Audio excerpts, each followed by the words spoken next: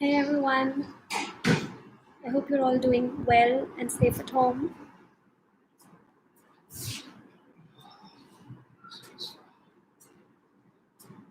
We'll be starting. Oh, it's 5 o'clock! Yay!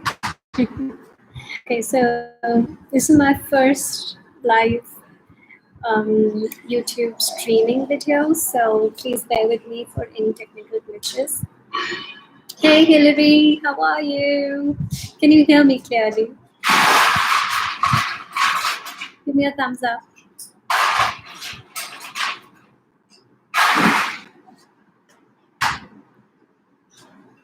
Okay, so it's 5 o'clock, and awesome, great.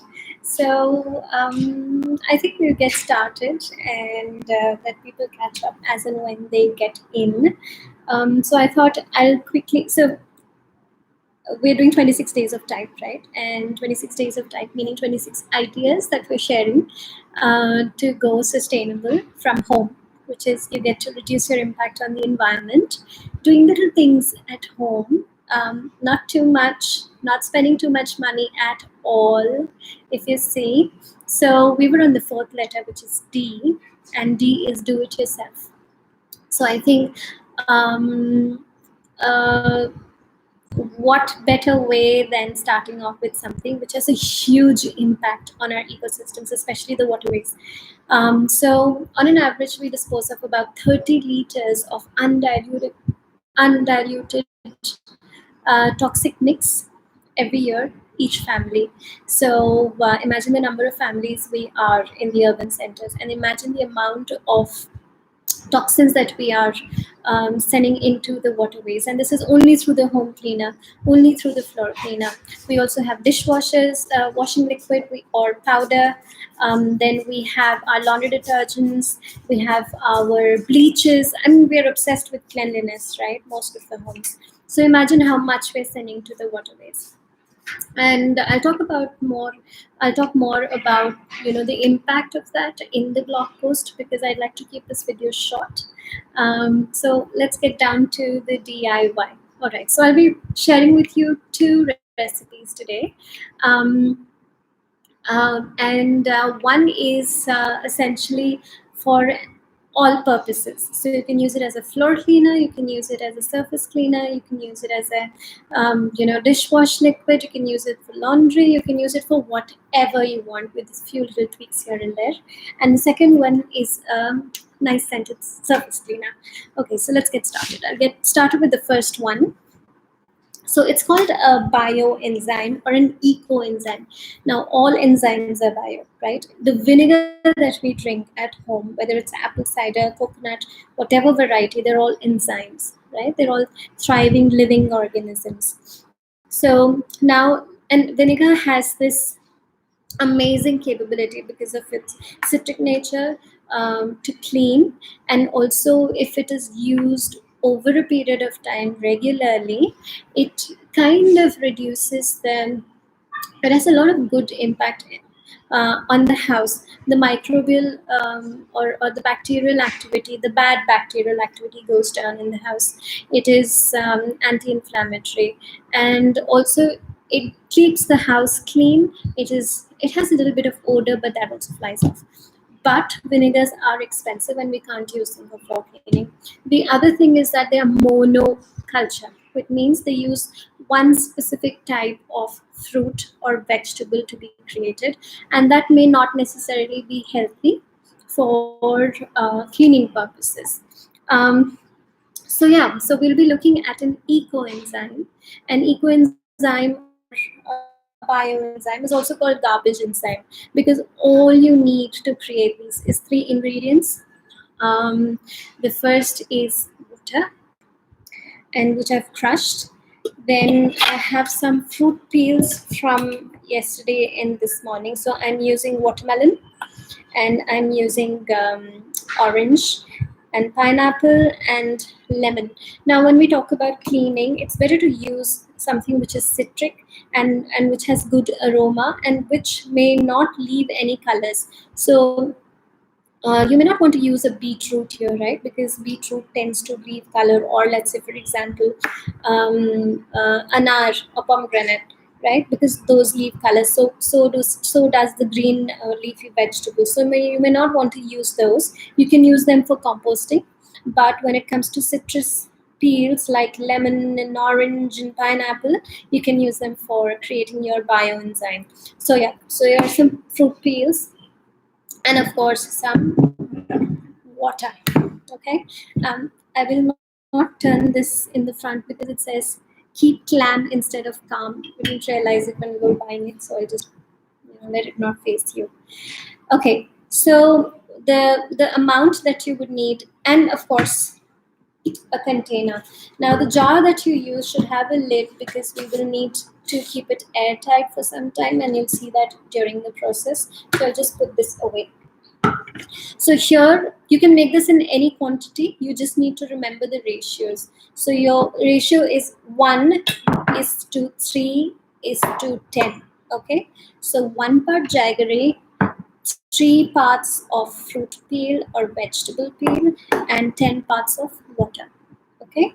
And your jar should be 20 parts. So just the double of whatever, because there'll be a lot of fermentation and there'll be a lot of gas that will be created here. So it's a very simple process.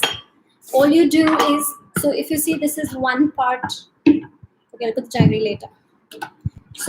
So this is tentatively 3 parts. Now you don't have to go all mathematics and precision on it. You can just go with your gut. Okay. So 3 parts of fruit peel.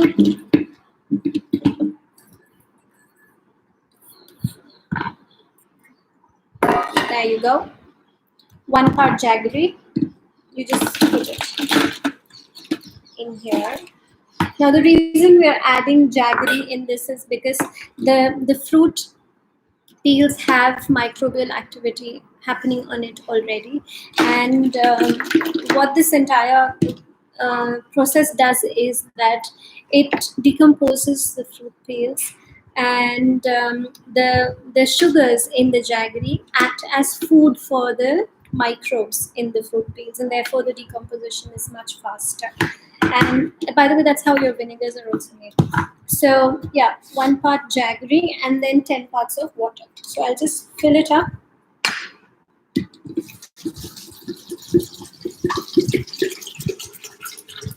There you go.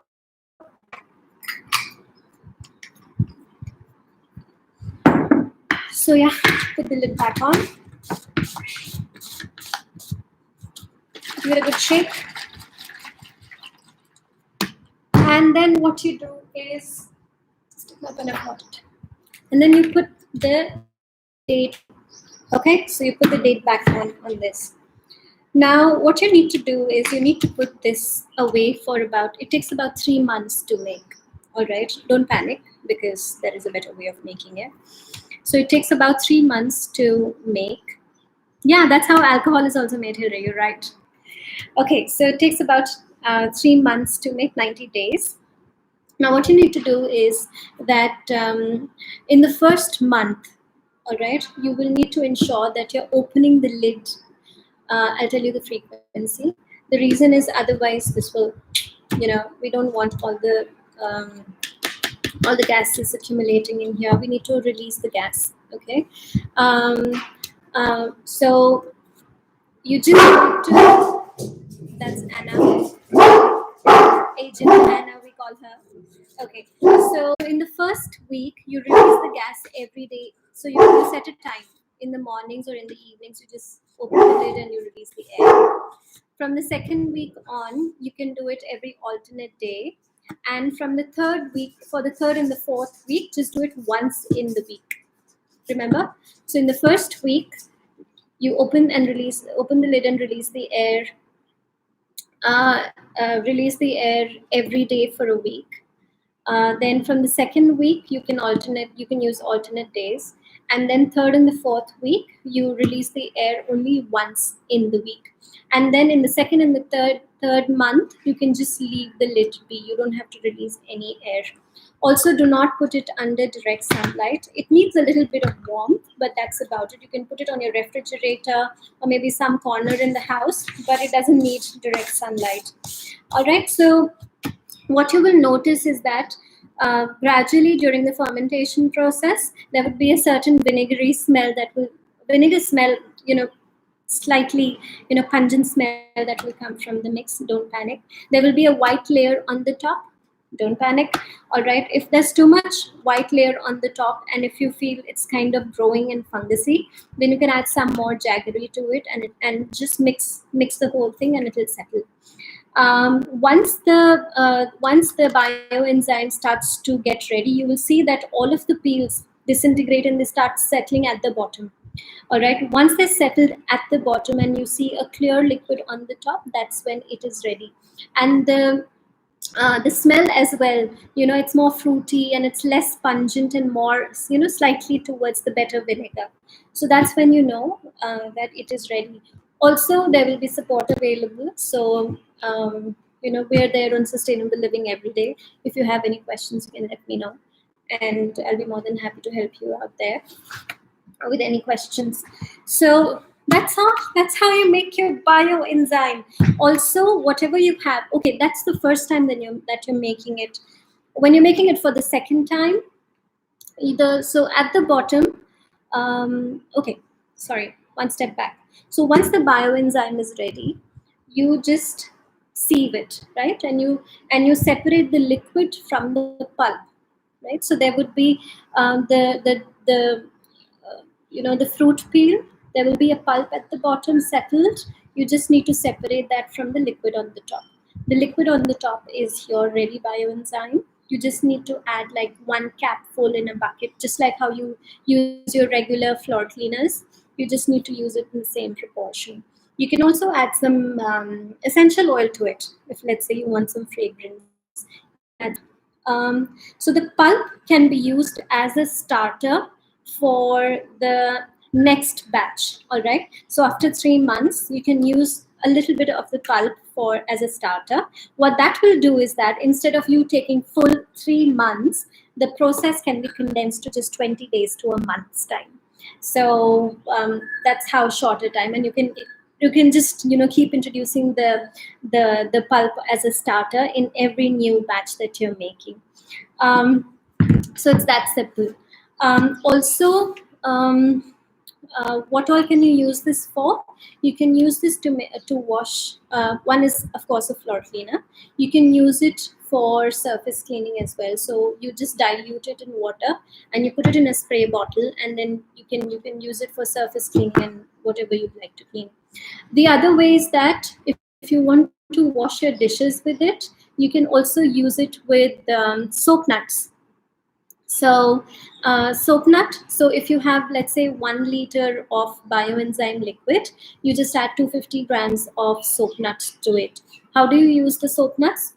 You can directly either soak the soap nuts in water and make a pulp out of it, and you can add to this, or you can boil the soap nuts, make a pulp out of it, and add to this. And and you can then use it for your utensil cleaning. Also, for your toilet cleaners, if you're using just the liquid, then you just spray the liquid, leave it for 10 minutes on the commode, and